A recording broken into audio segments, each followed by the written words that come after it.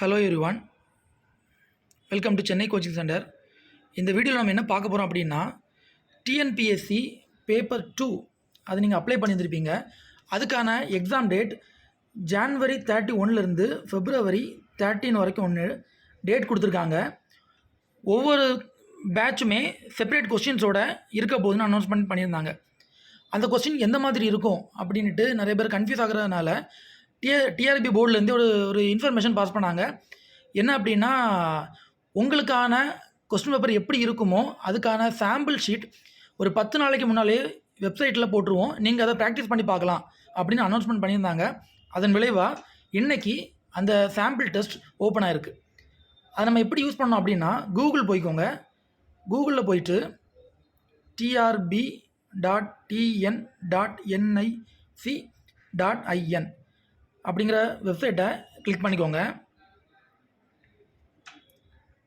தென் அதில் first tape Tamil Nadu teachers eligibility test paper 2 2022 practice for dead paper 2 13/1/2023 அதுக்கானதை கொடுத்துருக்காங்க.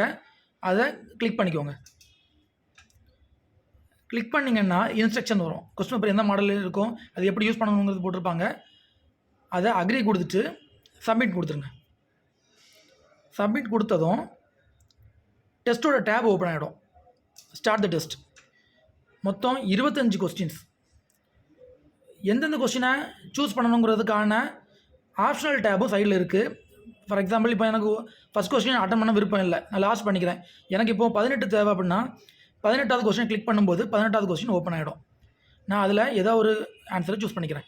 அதுக்கப்புறம் 25வது question போகிறேன், ஏதோ ஒரு ஆப்ஷன் சூஸ் பண்ணிக்கிறேன். நமக்கு இப்போது டேப்பில் வியூ ஆகும் எந்தெந்த கொஸ்டின் சூஸ் பண்ணியிருக்கோம், எது சூஸ் பண்ணல. இதே மாதிரி தான் நீங்கள் எழுத போகிற ஆன்லைன் டெஸ்ட்லையும் இருக்கும். ஸோ கன்ஃபியூஸ் ஆக வேண்டாம். எந்தெந்த கொஸ்டின் நீங்கள் பிளாங்காக விட்டுருக்கீங்களோ அதை உங்களுக்கு காமிச்சு கொடுத்துரும். இப்போ ஆர்டர் படி எழுதுறீங்க அப்படின்னா 1